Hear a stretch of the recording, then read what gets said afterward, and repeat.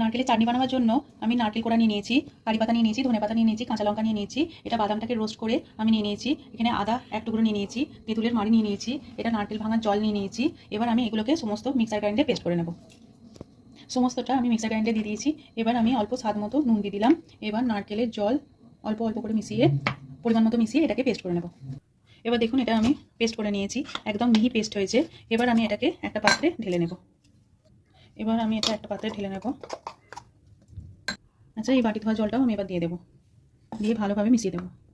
আমি 3 চামচ সাদা তেল একটা পাত্রে নিয়ে নিয়েছি, এটা গরম করে নিয়েছি। এবার আমি এতে দিয়ে দেবো হিং, এতে দিয়ে দেবো কালো সর্ষে, বিউলির ডাল আর কারি পাতা।